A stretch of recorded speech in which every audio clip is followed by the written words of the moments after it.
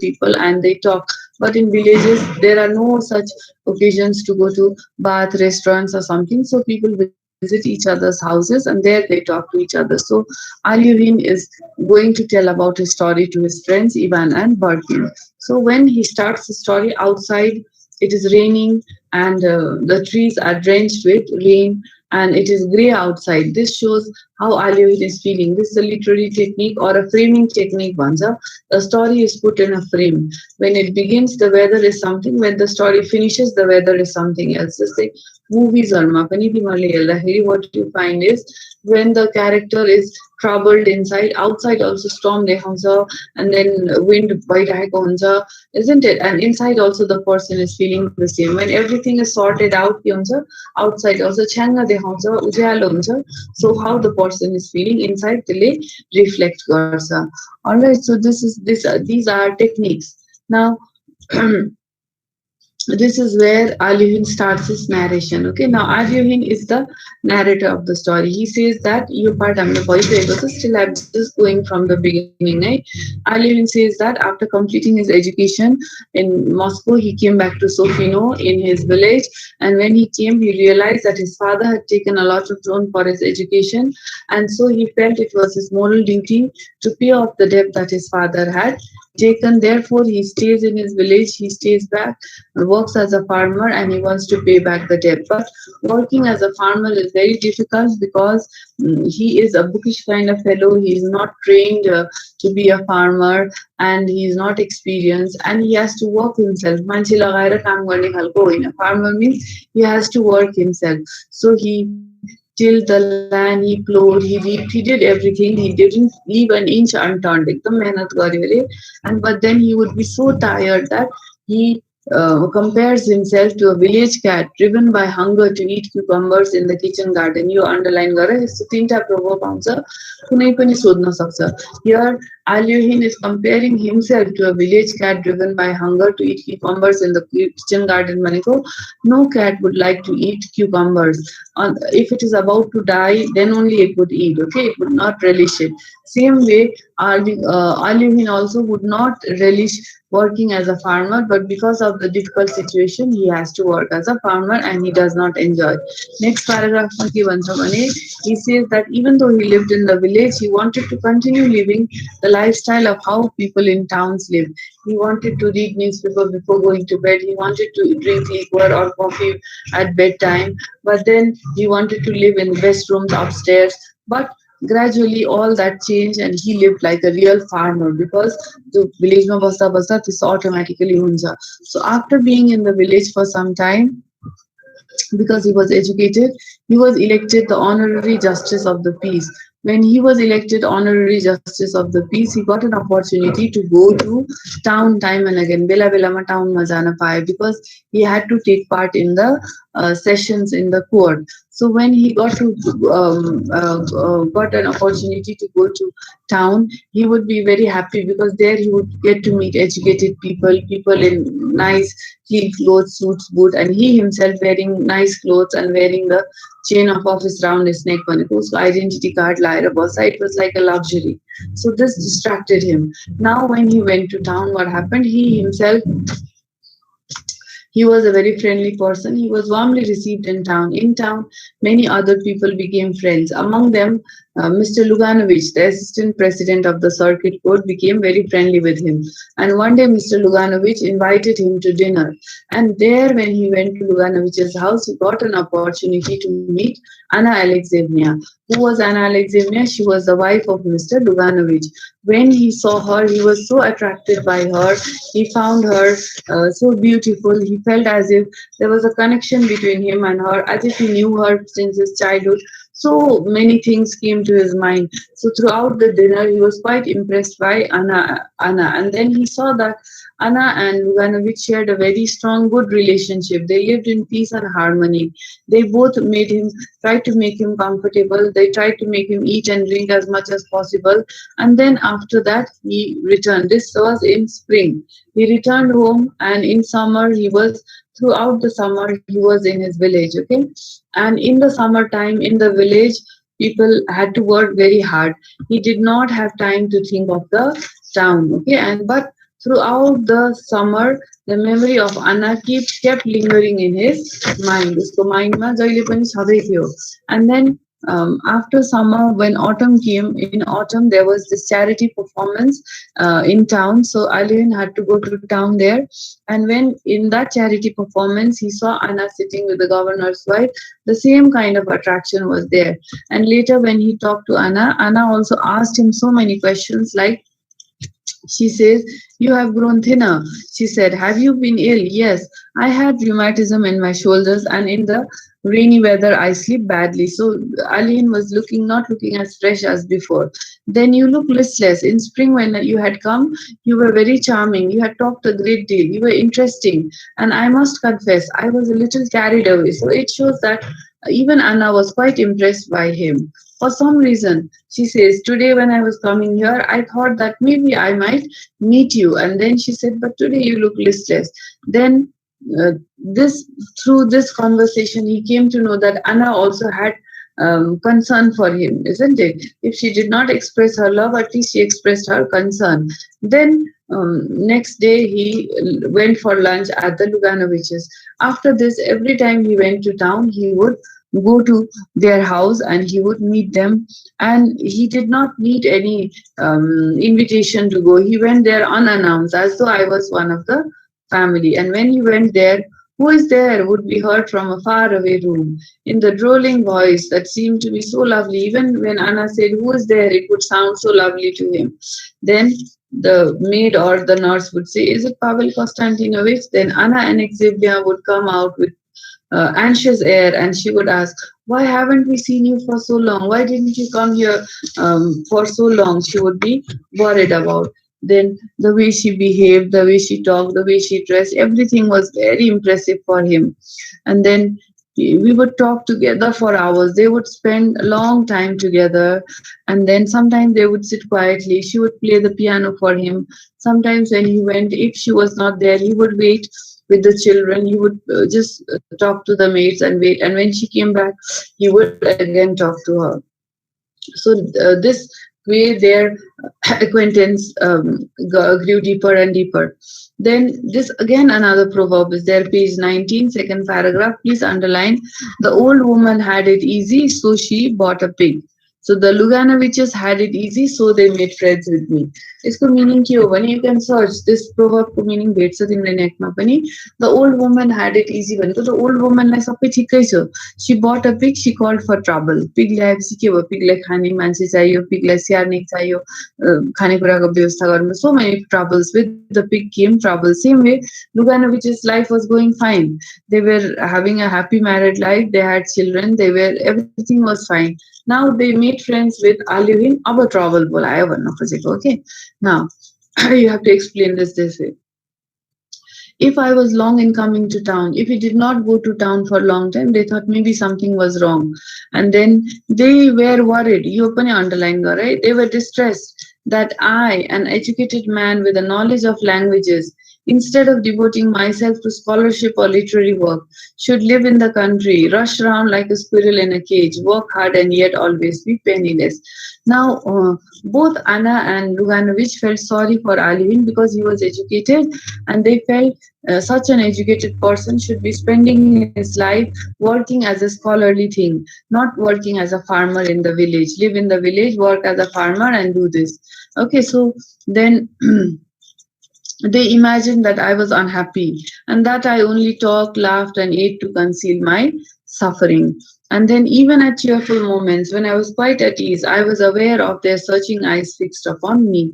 So, even he could feel they were so concerned about him. They thought that he was sad. And then, whenever he was pressed by a creditor to pay money, they would say, "You can take money, borrow money from us." But then, Alvin never borrowed money from them. Then they would give him gifts, very expensive gifts like stars. They would give him cigarette case. They would give him a lamp, such things they would give as gift. And then Alyuhin, he would give them, send them flowers, butter, fowls from his farm. And they both were rich and they were very generous as well. Now, uh, now starts the trouble. See, Till here it is fine, but Aluhin now he started to become sad. I was unhappy. Why was he unhappy? Because at home in the fields I kept thinking of her and he could not get her. Isn't it? He tried to understand why such a beautiful young girl had to get married to this old man. Why did she meet him before meeting me? If she had met me, if I had met, she would have been mine. I tried to understand why she had met him just first and not me, and why such a terrible mistake need have happened in her life. So now he's starting to regret why he did not meet her earlier. He feels sad that Anna cannot be his. Every time I came to town, I saw from her eyes that she had been expecting me. So, though they did not express, but it was obvious. All right. And she would tell me herself that she had a peculiar feeling all that day and had guessed that I would come. She would say, today I knew that you would come. I had a feeling that you would come. We could talk for a long time, then we would be silent, yet we would not confess our love to each other. Neither did Aluhin confess to Anna, nor did Anna confess to Aluhin. Okay.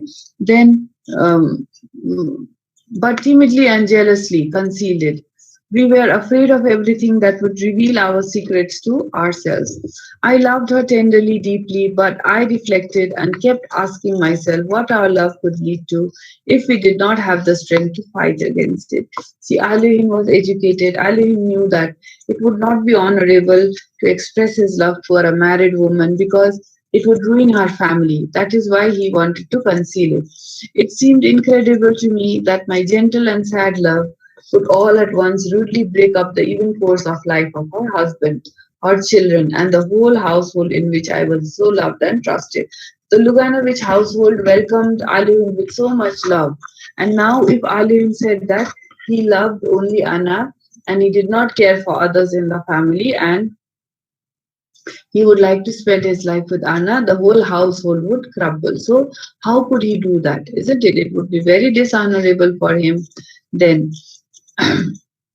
Would it be honorable? No. Then another thing, she would also think it this way. She would follow me, okay? If he confessed his love, Anna would come with him. But where would she follow him? Where could I take her? It would be different. Underline this. It would be different if if I led a beautiful life. That means Aliohin is saying that he is not leading a beautiful life because he is not working as any great professional. He is a farmer, okay, and not a very success at that too. Maybe it's not that farming is not a nice profession, but then he is not successful at it because he's not able to pay the money. He's penniless most of the time. If I led a beautiful and interesting life, if I had been fighting for the liberation of my country, or if I had been celebrated scholar, a poet, an actor, a painter, things like that. But as things were, it would mean taking her from one humdrum life to another humdrum, or perhaps more. So he feels that maybe I would take her from one boring life to another. But Anna, she was not living a very boring life, you should say. She was living, her life was okay because Mr. Luganovich was giving her all the comfort that she needed. It's not that she did not give her the love and care also. So her life was okay. But if she comes with Alyoshin, she would not even get that much of luxury that she was getting in the Luganovich household. Okay, then and how long would our happiness last? What would happen to her if I fell ill, if I died, or if we simply stopped loving to each other? So he started reasoning, very silly kind of reasoning. Till here, in the beginning, it was okay, but these kind of reasonings are quite silly, isn't it? And even in Anna's case, it was the same. She apparently reasoned the same way. So Anna also maybe she herself made so many reasonings in the same way. She thought of her husband. Mr. Luganovich was a good husband. He was a good father. He was a good son-in-law. And then her children and of her mother, who loved her son-in-law like a son. That means Anna's mother loved Mr. Luganovich like a son because he was a good person. If she yielded to her feelings, she would have to lie. If she would say that yes, she loves Alvin, she would have to lie that all things were not going fine, but rather things were fine, isn't it? Or if she doesn't, to tell the truth, and in the position, either would have been equally inconvenient and terrible. She could not even tell the truth, nor she could lie. It was such a situation. And she was tormented by the question whether her love would bring me happiness, whether she would not complicate my life. And another thing, she also argued this way: what if I love Alyuhin? Alyuhin's life is already in trouble. He is unsuccessful, he is unhappy. Now, if I go, I will be a burden to him, isn't it? So I'll make his life from bad to worse. Whether she would complicate my life, which it was, as she believed, to be as hard enough and full of all sorts of trouble. It seemed to her that she was not young enough for me. She also knew that she was not young enough for him, and she was not energetic enough, not industrious enough, because she was already married, she already had two children. And then sometimes she would tell her husband that Alyovin ought to marry a girl who would be a good housewife and a good helpmate to him. But then, just after saying that, she would say, such a girl will not be found in the whole town. Maybe she would have this kind of jealousy because she liked him. She could not imagine someone else with him. Meanwhile, in this way, years were passing, not 1 year, okay, years were passing. Anna already had two children. When the story begins, we know that she had only one child, okay. Whenever I arrived at the Luganoviches, the servants smiled cordially. The children shouted, Uncle Pavel Konstantinovich, and they hung on my neck. Everyone was happy. They did not understand that what was going on within me and thought that I too was happy. Everyone regarded me as a noble fellow. And both grown ups and children felt that a noble fellow was walking about the room, and that gave a peculiar charm to their relation with me, as though in my presence their life was more beautiful. So, Anna Alexeyevna and I would go to the theater together, and they would talk for hours. They would go on foot. We used to sit side by side, our soldiers touching. I would take the opera glass from her hands without a word and feel at that moment that she was mine. She was close to me, she was mine, and that we could not live without each other. But by some strange misunderstanding, when we came out of the theater, we always said goodbye and parted like strangers. So they would spend a lot of time together. They would go on foot, they would go to the theater, they would sit together. They would feel as if they are close with each other. But then both of them were mature, both of them had control over their feelings. So they, by strange misunderstanding, they would say goodbye and part like strangers. Now, goodness knows what people were saying about us in the town already, but there was not a word of anything or truth of in it at all. So, if two people spend so much time together in public place, like going to theater together, so people obviously in the town people will start talking, but then they did not have an affair or anything as such. They had never expressed their love to each other. Now, because of this suppression of her love, not expressing her love, laterly Anna Alexeyevna took to going away frequently to stay at her mother's or her sister's place. She began to become moody, and she was coming to recognize that her life was without satisfaction, was ruined, and at such times she would not look after her children or care for her husband. She was already being treated for nervous prostration. She was like under medication because of trying to suppress her love towards Alyovin. She was trying to behave in a very different way. Then we continued to say nothing. And in the presence of strangers, she displayed an odd irritation with me. And when people were there, when she was trying to hide her love towards Alyovin, she would show an irritation towards Alyovin. No matter what I said, she disagreed with me. If anything Alyovin said, she would disagree. If he argued with someone, she would side with the other person. And if he dropped something, she would say, I congratulate you. If he forgot to take the opera glass when they went there, she'd say, I knew you would forget. So this is how she started behaving. Then, luckily or not, there is nothing in our life that does not come to our end. So these kind of things have to come to an end someday or the other, isn't it? Everything comes to an end.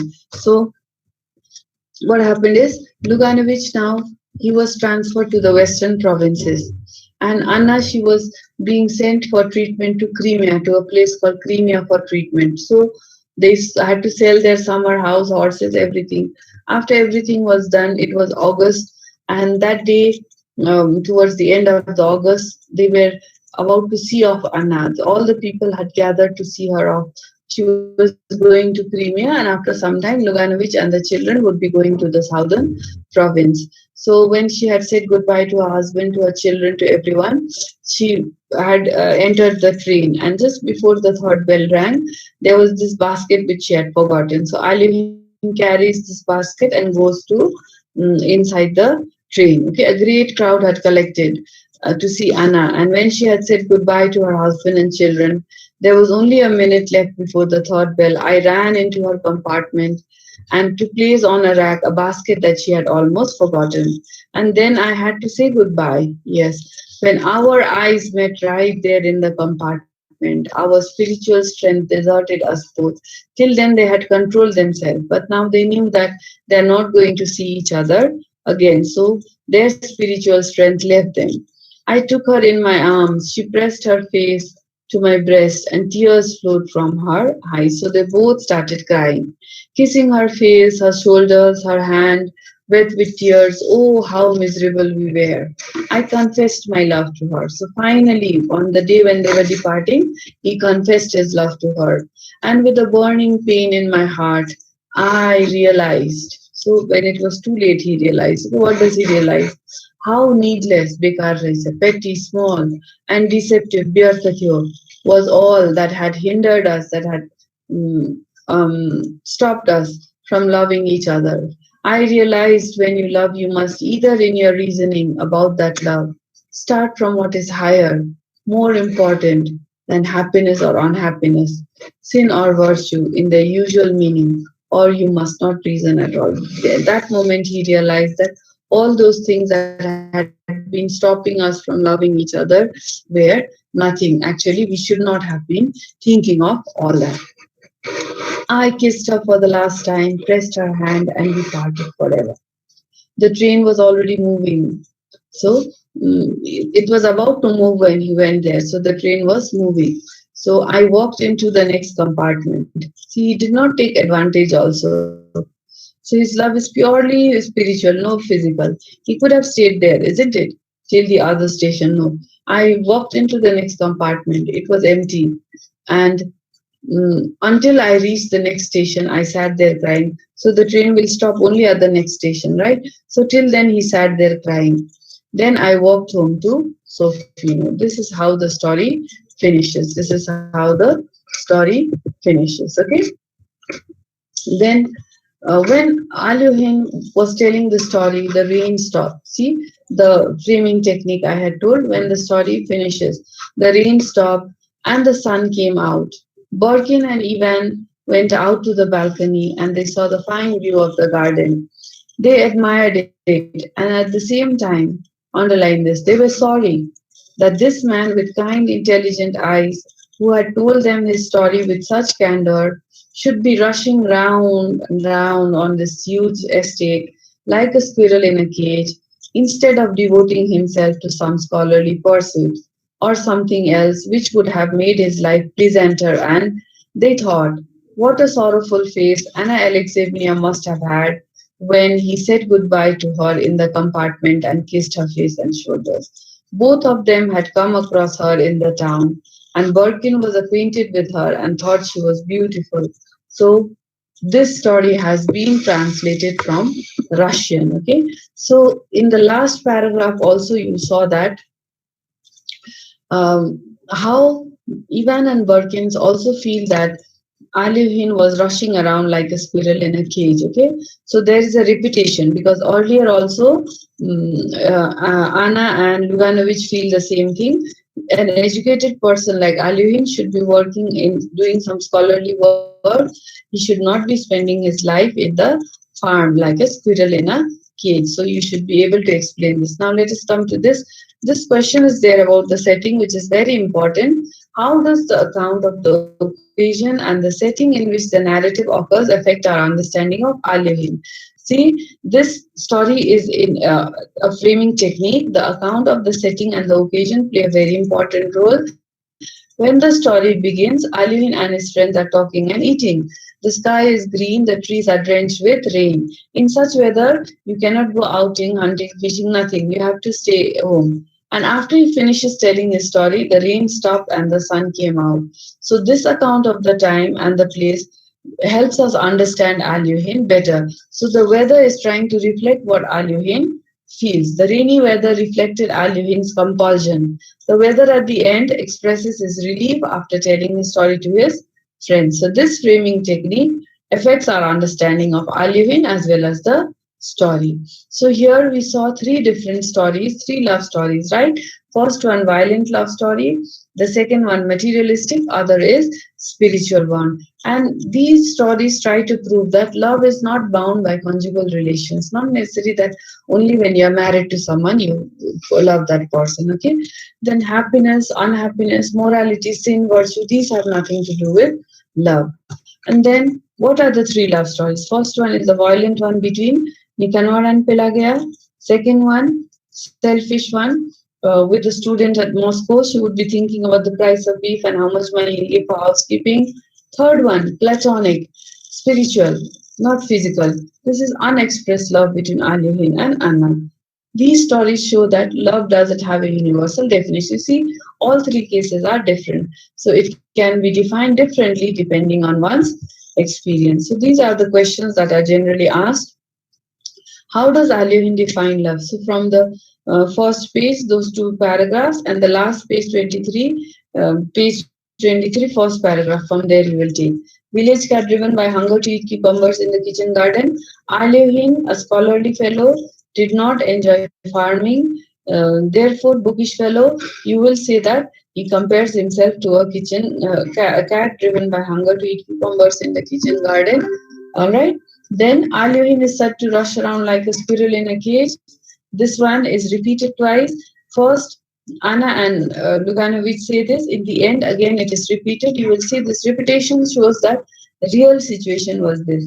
Then, lastly, in page 20, you will see that Alyoshin says that what if he led a celebrated person's life, if he was a poet, if he was a scholar, or someone else? So he does not consider his life as successful. This is the agree also, Lekha. If you don't agree also, it is up to you. Okay, so this is all we have in our lesson, that is about love. Let me see how much you have understood. My good question, Timala Sochu. Okay, who will answer? Aryan Rizal. Aryan Rizal. Unmute yourself. Aryan. Okay. Who will? Kapil Kharka.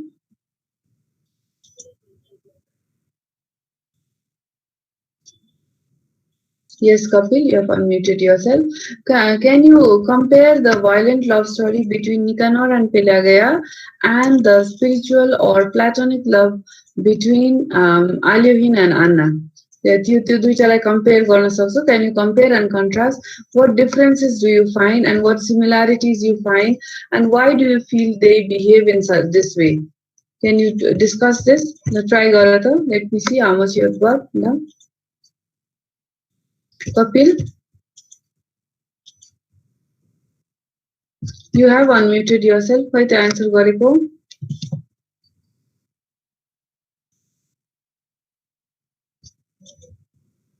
Kapil Kharka.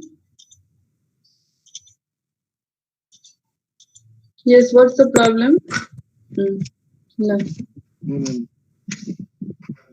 Okay, so please try and answer. Try Gara. If you're wrong, I'm there to help you. Mana, did you get the question?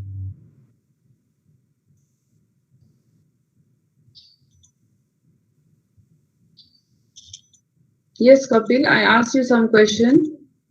Yes, ma'am. Please try and answer. बुझेको भरमा भन्दा हुन्छ. No need to repeat भन्नु पर्दैन.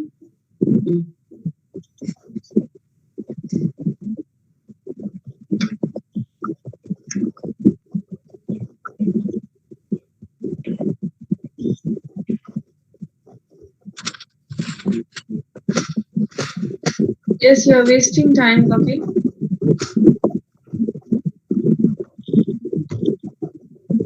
Okay, anyone else will try? Abhiraj, Yes, ma'am. try your. Yes, please try answering the question. Nicanor and Pelago had a violent relationship. Nicanor was Yes, ugly and Pelagia was beautiful, but still Pelagia loved Nicanor. Nicanor yes, would always be drunk and sometimes even beat Pelagia.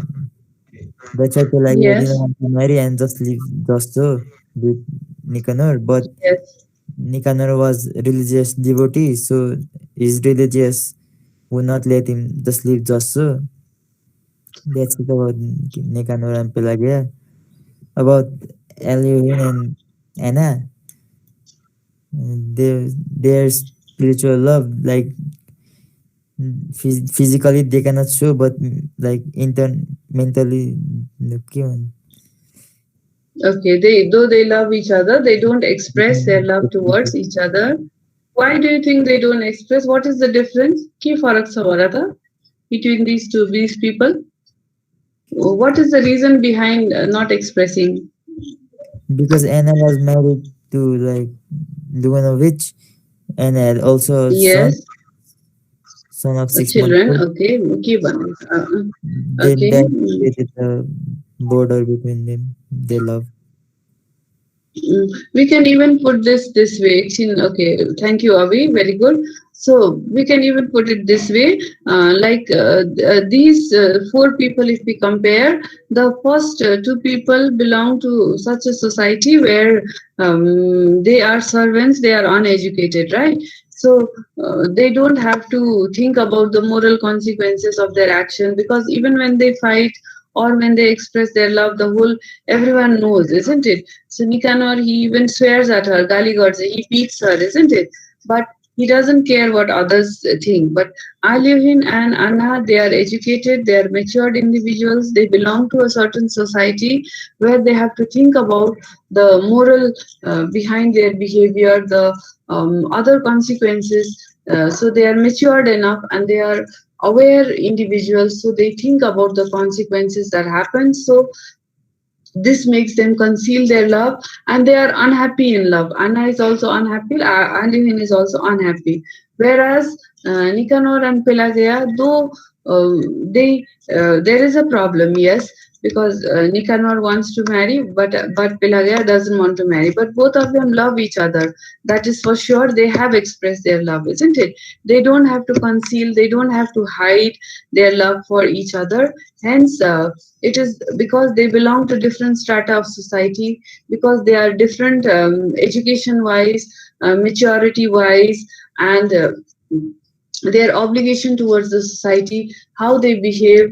The society cannot judge these people, so that is why they don't think about the consequences, whereas Anna and Aluhin, they think about the consequences. That is why they are unhappy in love. Okay, so this is how you define.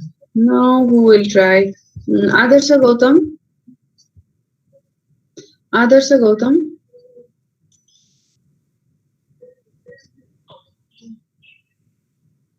unmute yourself.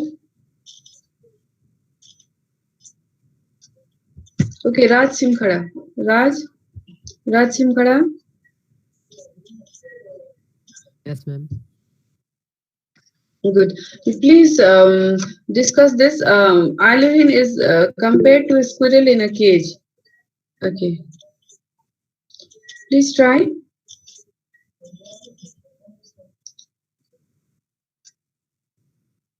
Eileen is compared to a squirrel in a cage. Who says, who compares him, and why is he compared to a squirrel in a cage?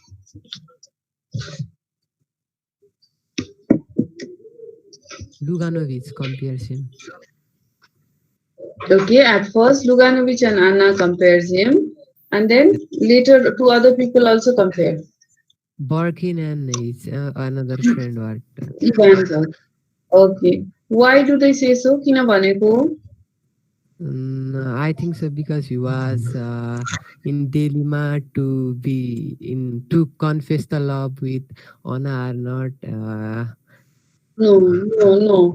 Your squirrel in a cage, more than this, it was because of his education. He was not fit to work as a farmer. He would be better to work as some other scholarly work, but he had to work as a farmer. That is the reason. Okay, here to love like Liera express nagare pani huncha, because it is about his education and his work. La? So more, if you have anything, please read the story, try writing the answers to these questions, and in the next class, before we start, you can have a discussion and ask me where you have problem, okay? And then we could do the lamentation of the old pensioner, okay? Have a good day. I take your leave. Bye. Thank you, ma'am.